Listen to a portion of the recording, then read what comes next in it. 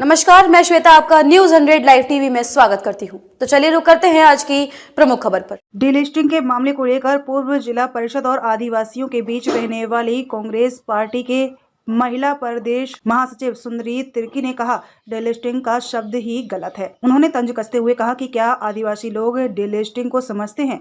क्या डीलिस्टिंग के नाम से आदिवासियों ईसाइयों को बांटने का प्रयास किया जा रहा है? डीलिस्टिंग से आदिवासियों का मन भ्रमित करना है, न कि आदिवासियों का विकास करना। उन्होंने बीजेपी को निशाना साधते हुए कहा कि अगर आदिवासियों का विकास करना था और आदिवासियों को पहचान दिलाना था तो सरना धर्म कोड क्यों नहीं देते? डीलिस्टिंग को राजनीति स्टैंड बताते हुए उन्होंने कहा कि आज चुनाव है तो उन्हें आदिवासी याद आ रही है और बात कर रहे हैं, इतने दिन कहाँ थे लोग। उन्होंने कहा कि आदिवासी इससे विचलित होने वाले नहीं हैं, धर्म से पहचान नहीं बनती, जाति से पहचान नहीं है। उन्होंने आदिवासियों को अपील करते हुए कहा कि आदिवासी इन सब बातों में ना आए।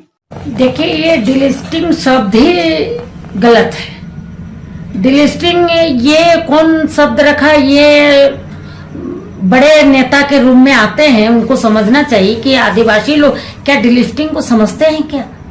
अगर उनको उनके बीच में जा रहे हैं, ट्राइबल के बीच में जा रहे हैं, जनजातीय सुरक्षा मंच बनाए हुए हैं, बड़े बड़े लोग जुटे हैं, माननीय हमारे लोकसभा के अध्यक्ष जी कड़िया मुंडा जी भी रह चुके हैं, उतना वरिष्ठ नेता रह चुके हैं। लेकिन मैं सोचती हूँ इसमें कि निश्चित तौर पर यहाँ आदिवासियों का सिर्फ दिमाग को भ्रमित करना है, ना कि उनकी विकास की बात करना है। अगर विकास की बात की होती तो आज जनजातीय मंत्री भी बीजेपी से ही है, और उनको अगर इतने आदिवासियों के हित की बात सोचते हैं, सरना धर्म की बात सोचते हैं, ईसाई के विरोध में लोग बात करते हैं, तो उनको अगर आदिवासियत को पहचान दिलाना था तो सरना धर्म को क्यों नहीं? क्योंकि केंद्र में हमारी सरकार है और उनकी सरकार है, और जनजातीय मंत्री भी हमारे वहां बैठे हुए हैं। लेकिन आज तक इस पे तो किसी तरह का कोई क्वेश्चन भी हम नहीं सोचते कि पार्लियामेंट और राज्यसभा में कभी उठा होगा। अगर सचमुच में अगर आदिवासी हित को चाहते हैं तो पहले उनकी पहचान बनाए, सरना कोड दे में। लेकिन ऐसा नहीं करना है, बस ये राजनीतिक मुद्दा है, राजनीतिक स्टैंड बनाने के लिए। आने वाला दिन में चुनाव है, तब आदिवासी याद हो रहे हैं। इतने दिन कहाँ थे लोग? आज सरकार का कहते कहते तीसरा होने जाएगा, लेकिन वो सपना देख रहे हैं कि हम तीसरा भी रहेंगे। ये तो उनका सपना ही रहेगा, क्योंकि आदिवासी विचलित नहीं होने वाले हैं। और ऐसे जीव है कि आदिवासी ऐसे शख्सियत है जो कभी भी किसी के बहकावे में बहुत कम आते हैं। वो अपना मन धन से जो इसको अपनाए हुए हैं, वो इंदिरा जी को चाहते हैं, वो राजीव जी को चाहते हैं। एक सोशल समाज का रूप देखना चाहते हैं आदिवासी, एक दूसरे से मिलजुल के रहते हैं। हम ईसाई धर्म तो धर्म से हमारा थोड़ी पहचान बनता है। हम जन्मजात आदिवासी हैं, उसे पहचान बनता है। धर्म तो आज अगर मैं चाहूं कि मैं मुस्लिम बनना चाहूंगी तो ये मेरा अधिकार है, हम स्वतंत्र हैं, कहीं भी जा सकते हैं, वो एक अलग मुद्दा है।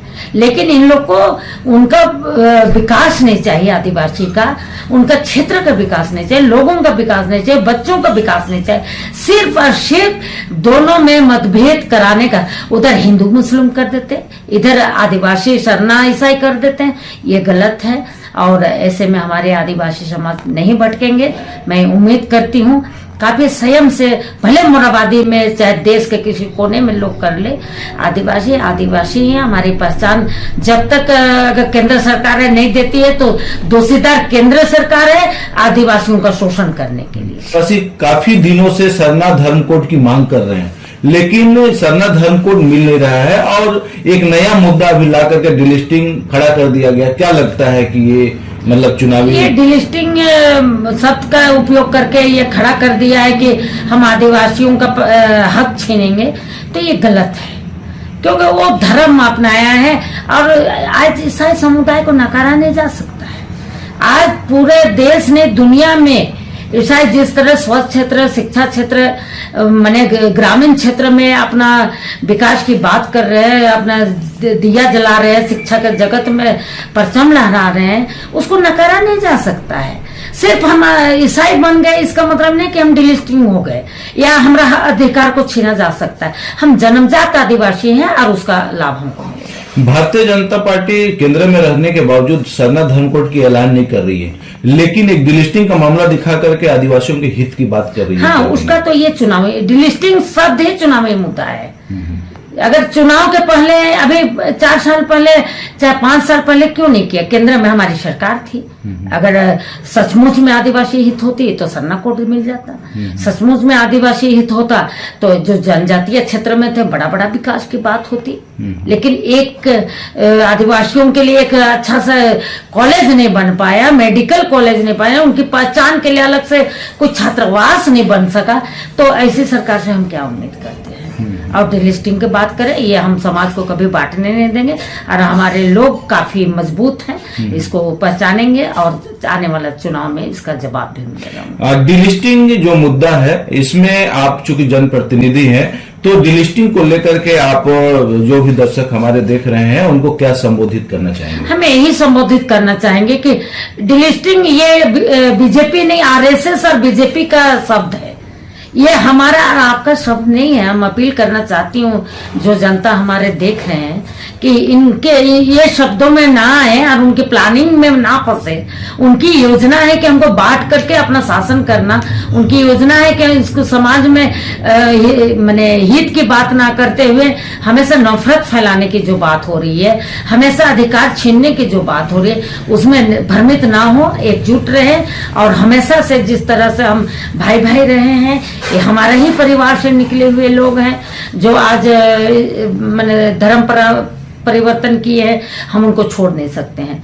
वो जन्मजात हमारी आदिवासी पहचान है और वो बरकरार रहेगी। अगर डिलिस्टिंग आ जाती है तो हमें नौकरी में सुविधाएं मिलेगी, लेकिन नौकरी धर्म के आधार पर ऐसा कहीं नहीं, गलत है। धर्म के आधार पर आज तक नौकरी नहीं मिला है। ये हमको आरक्षण का मुद्दा है, ये जाति गणना से आती है, तो समझना चाहिए बीजेपी के लोगों को, जिसको ये नहीं समझ में आता है कि धर्म के आधार पर नौकरी होती है कि जातीय आरक्षण के मुद्दा, जो जातीय गणना है उसके आधारित पर हमको आरक्षण मिलता है। जब यही अंतर नहीं समझ पे आता है तो आदिवासी का हित की बात क्या करेंगे लोग? खबरों में अब तक के लिए बस इतना ही। फिर होगी आपसे मुलाकात ऐसी ही किसी बड़ी खबर के साथ। तब तक के लिए नमस्कार और देखते रहिए News 100 लाइव टीवी।